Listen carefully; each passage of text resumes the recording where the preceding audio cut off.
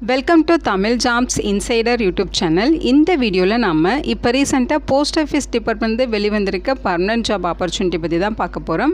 இந்த நோட்டிஃபிகேஷனில் எக்கச்சக்க வேக்கன்சிஸ் உங்களுக்கு ரெக்ரூட் பண்ண போகிறதா சொல்லியிருக்காங்க. முக்கியமாக ஆன்லைன் மூலமாக நீங்கள் விண்ணப்பிச்சுக்கலாம்.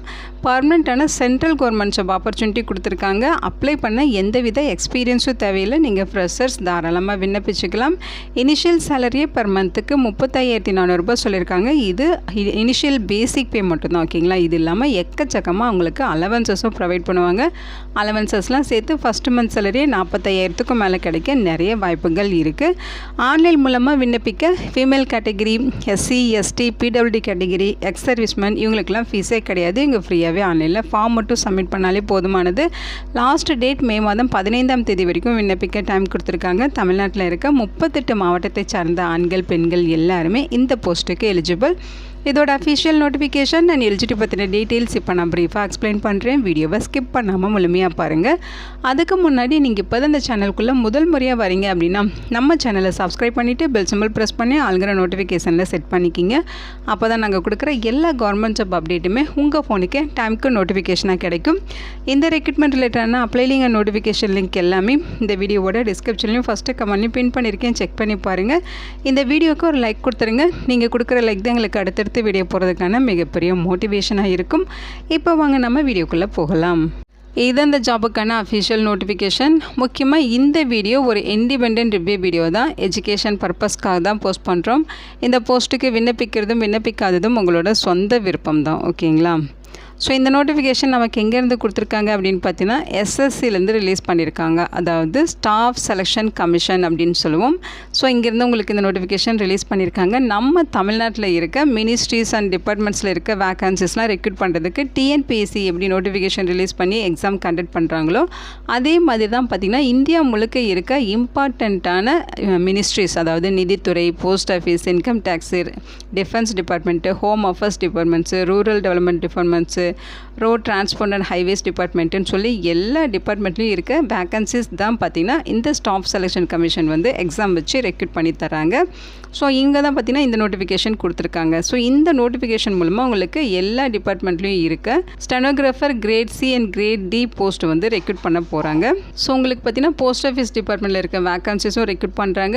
முக்கியமாக நம்ம தமிழ்நாட்டிலையுமே உங்களுக்கு போஸ்டிங்ஸ் கிடைக்க நிறைய வாய்ப்புகள் இருக்குது.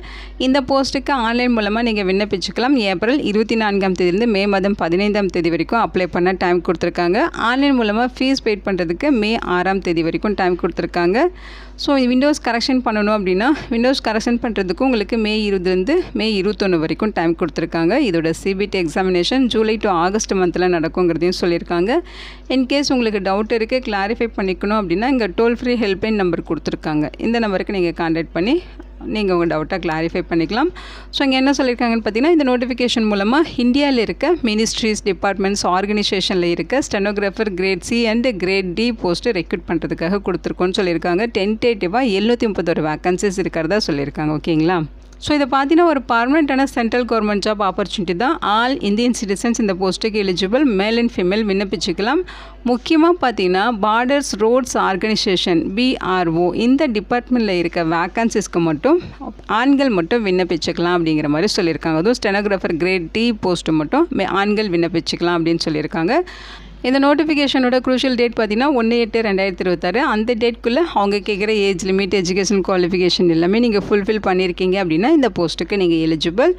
ஏஜ் லிமிட்டை பொறுத்த வரைக்கும் பார்த்திங்கன்னா ஸ்டெனோகிராஃபர் கிரேட் சி போஸ்ட்டுக்கு 18 30 வயது வரைக்கும் இருக்கவங்க விண்ணப்பிச்சுக்கலாம். அதாவது ஆகஸ்ட் 2 1996 ஆகஸ்ட் 1 2008 இந்த டேட்குள்ளே பிறந்தவங்க எலிஜிபிள், ஓகேங்களா.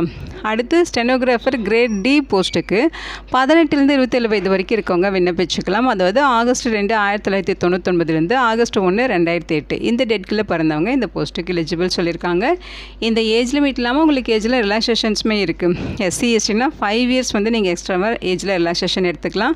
ஓபிசினா 3 இயர்ஸ் ரிலாக்ஸேஷன். பிடபிள்யூடி கேட்டகரியாக இருந்தால் யூஆர் அண்ட் இடபிள்ஸாக இருந்தால் 10 இயர்ஸும், ஓபிசியாக இருந்தால் 13 இயர்ஸு, பிடபிள்யூடி கேட்டகரியே எஸ்சி எஸ்டினா 15 இயர்ஸ் வரைக்கும் ஏஜில் ரிலாக்ஸேஷன் இருக்குது. எக்ஸ் சர்வீஸ் மேனுக்கும் 3 இயர்ஸ் ரிலாக்ஸேஷன் கொடுத்துருக்காங்க. ஓகேங்களா. இதுலேயே பார்த்தீங்கன்னா விடோஸ், டிவோர்ஸ்டு உமன் ஜூடிக்லி செப்பரேட்டட் இந்த கேட்டகரியில் வர ஃபீமேலுக்கு பார்த்தீங்கன்னா எஸ்சி எஸ்டியாக இருந்தால் 40 இயர்ஸும், அவங்கள தவிர்த்து மற்ற கேட்டகரியில் இருக்க ஃபீமேல்ஸ்க்கு எல்லாமே 35 இயர்ஸ் வரைக்கும் ஏஜில் ரிலாக்ஸேஷன் கொடுத்துருக்காங்க. செக் பண்ணி பார்த்துக்கோங்க. எசென்சியல் எஜுகேஷனல் குவாலிஃபிகேஷன்ஸ் பொறுத்த வரைக்கும் பார்த்தீங்கன்னா இந்த போஸ்ட்டுக்கு நீங்கள் 12ஆம் வகுப்பு பாஸ் பண்ணியிருந்தாலே போதும். ஓகேங்களா.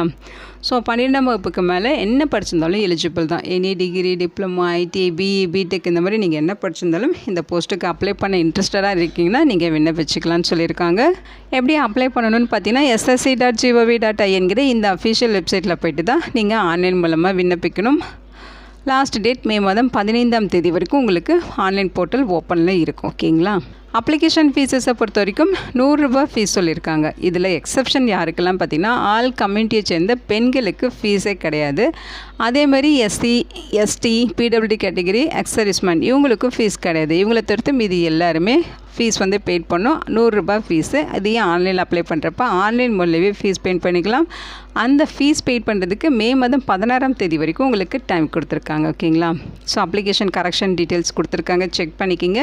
நீங்கள் அப்ளிகேஷன் விண்டோஸ் வந்து கரெக்ஷன் பண்ணுறதுக்கும் ஃபீஸ் பெய்ட் பண்ணி தான் நீங்கள் கரெக்ஷன் பண்ணணும். அதனால் ஃபஸ்ட்டே நீங்கள் அப்ளை பண்ணுறப்ப கரெக்டாக அப்ளை பண்ணிடுங்க. எக்ஸாமினேஷன் சென்டர்ஸ் பொறுத்த வரைக்கும் நம்ம தமிழ்நாட்டிலேருந்து அப்ளை பண்ணுறவங்களுக்கு புதுச்சேரி, சென்னை, கோயம்புத்தூர், மதுரை, சேலம், திருச்சிராப்பள்ளி, திருநெல்வேலி, வெள்ளூர், கிருஷ்ணகிரி, தேனி இந்த லொக்கேஷன்ஸில் இதோட எக்ஸாம்ஸ் வந்து நீங்கள் அட்டன் பண்ணிக்கலாம்னு சொல்லியிருக்காங்க. இதுதான் எக்ஸாமினேஷனோட பேட்டர்ன்.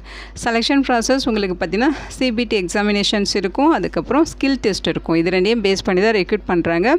அந்த சிபிடி எக்ஸாமினேஷன் பார்த்தீங்கன்னா உங்களுக்கு இதுதான் எக்ஸாம் பேட்டர்னாக கொடுத்துருக்காங்க. ஜென்ரல் இன்டெலிஜென்ஸ் அண்ட் ரீசனிங்கில் 50 கொஸ்டின்ஸ் 50 மார்க்கும், ஜென்ரல் அவேர்னஸில் 50 questions 50 mark, English language and காம்ப்ரிகென்ஷனில் 100 கொஸ்டின்ஸ் 100 மார்க்குக்கு இருக்கும். ஓகேங்களா. 2 மணி நேரம் எக்ஸாம் நடக்குங்கிற மாதிரி சொல்லியிருக்காங்க.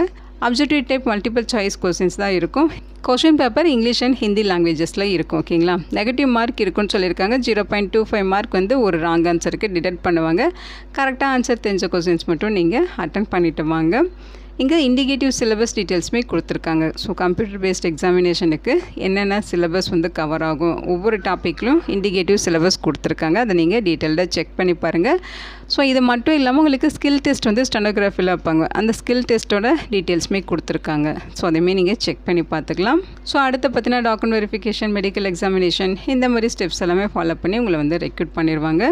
ஸோ இந்த குவாலிஃபையிங் மார்க் டீட்டெயில்ஸுமே கொடுத்துருக்காங்க பாருங்கள். கம்ப்யூட்டர் பேஸ்டு டெஸ்ட்டில் நீங்கள் யூஆர் கேட்டகரியாக இருந்தால் 30% மார்க் எடுக்கணும். ஓபிசி, இடபிள்யூஎஸ்லாம் 25% மார்க் எடுக்கணும். ஆல் அதர் கேட்டகரிஸ் எல்லாமே 20% மார்க் எடுத்தால் நீங்கள் குவாலிஃபைடு. ஓகேங்களா.